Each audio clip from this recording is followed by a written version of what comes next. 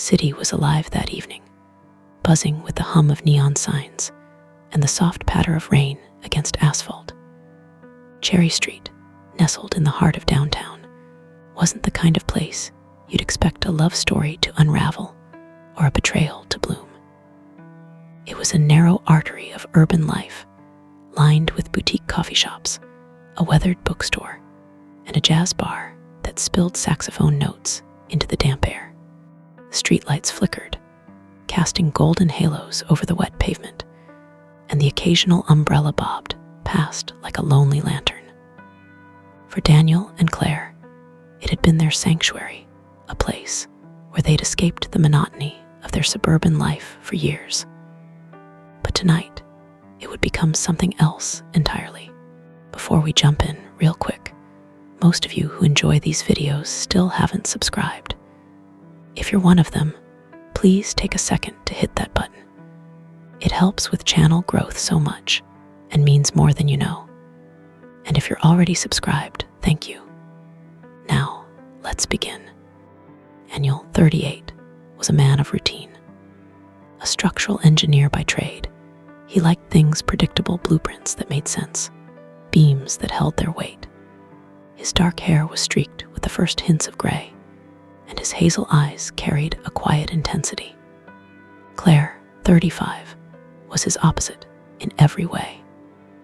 A freelance graphic designer with chestnut hair that fell in soft waves to her shoulders, she thrived on spontaneity. Her laugh was a melody, her energy a spark that had once lit up Daniel's world. They'd been married for 9 years, together for 12, and Cherry Street was their ritual. Every Friday, they'd leave their quiet house on the edge of the city, drive downtown, and lose themselves in the rhythm of the street, coffee at the Beanery, a browse through dusty novels at Pages Past, and drinks at the Blue Note. It was their tether, their proof that love could endure the slow grind of time. Tonight, Daniel was late. A last-minute meeting had kept him at the office, hunched over schematics while the clock ticked past 7. He texted Claire, running behind. "Meet you at the Blue Note at 8, she replied with a simple, "See you there, Roman 20, and a heart emoji.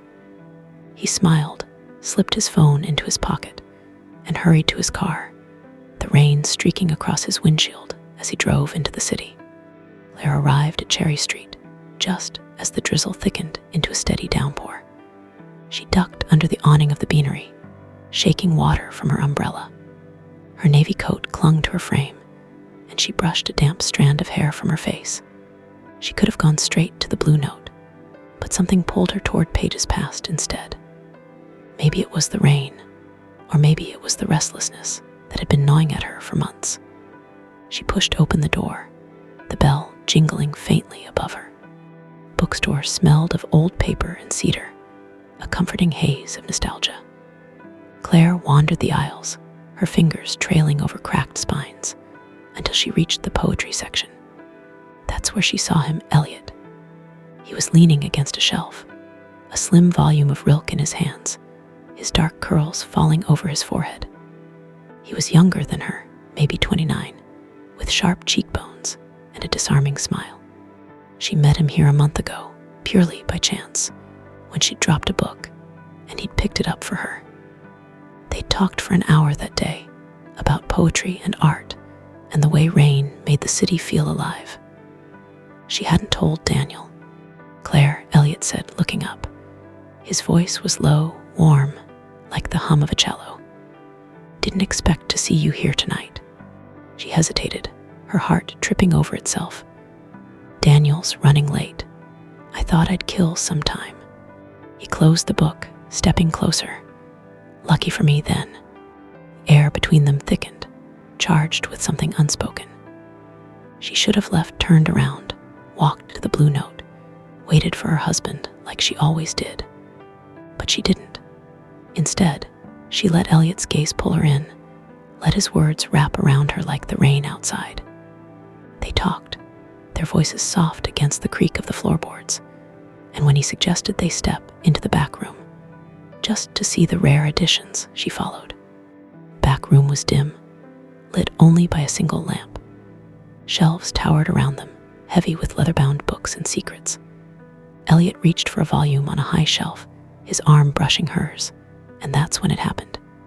He turned, his eyes locking with hers, and before she could think, his lips were on hers. It wasn't gentle, it was hungry, desperate, like he'd been waiting for this moment since that first day. Her hands found his chest, pushing at first, then clutching his shirt as she kissed him back. Rain drummed against the window, a steady pulse that matched her racing heart. They stumbled against the shelves, books toppling to the floor. His hands slid under her coat, her breath hitching as he pressed himself closer. It wasn't just a kiss, it was unraveling, a thread pulled loose from the fabric of her life. She thought of Daniel, waiting at the Blue Note, sipping his whiskey, oblivious. Guilt flickered, sharp and fleeting, but it drowned in the heat of Elliot's touch. Meanwhile, Daniel parked his car 2 blocks from Cherry Street, cursing the rain as he fumbled with his umbrella. He was soaked by the time he reached the Blue Note, shaking water from his coat as he stepped inside. The bar was crowded, the air thick with cigarette smoke and the wail of a saxophone. He scanned the room. Claire wasn't there. He checked his phone. No new messages. He ordered a drink, settling into a booth near the window, figuring she'd been delayed by the weather.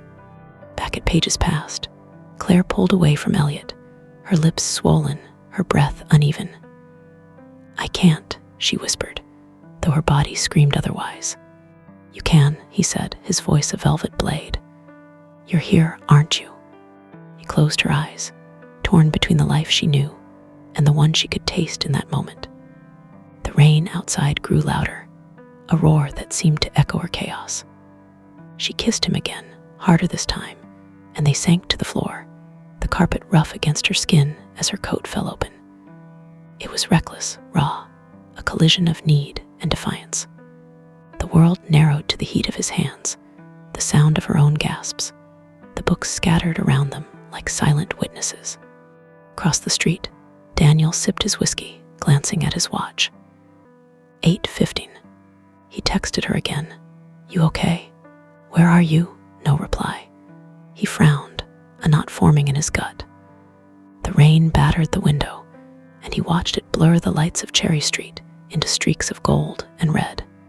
Claire and Elliot lay tangled on the floor, the afterglow fatting into something heavier. She sat up, pulling her coat around her, reality crashing in like the thunder outside. "I have to go," she said, her voice trembling.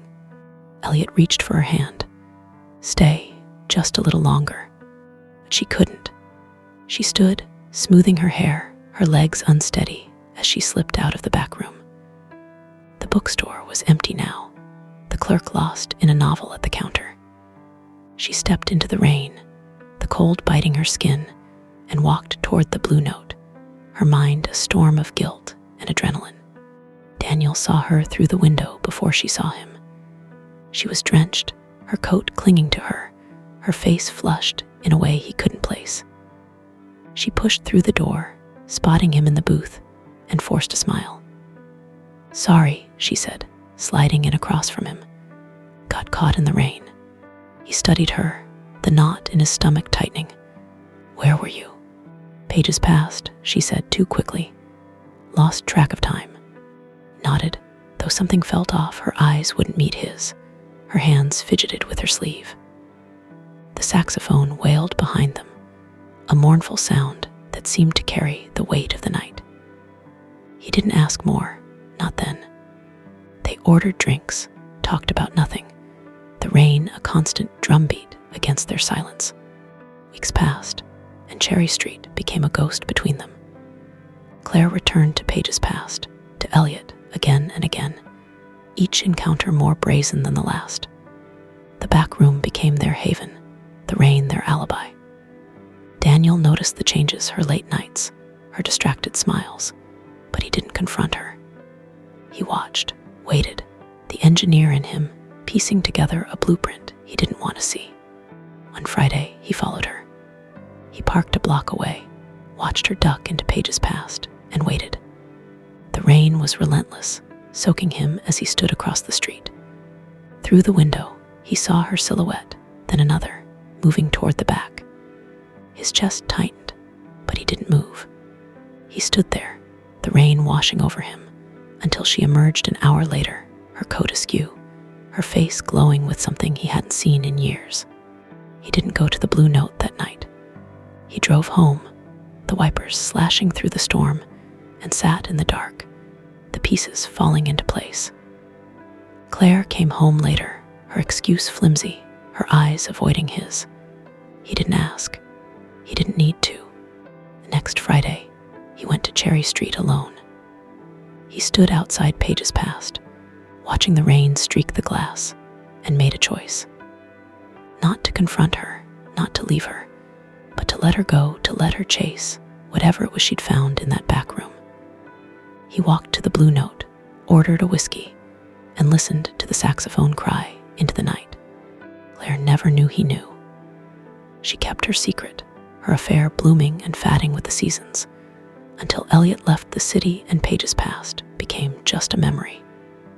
She stayed with Daniel, their love a quiet, fractured thing, held together by the rain and the street that had once been theirs. Cherry Street remained unchanged, coffee shops, bookstores, jazz bars humming along, oblivious to the stories it cradled. For Daniel and Claire, it was a wound and a witness, a place where love bent, broke, and somehow endured.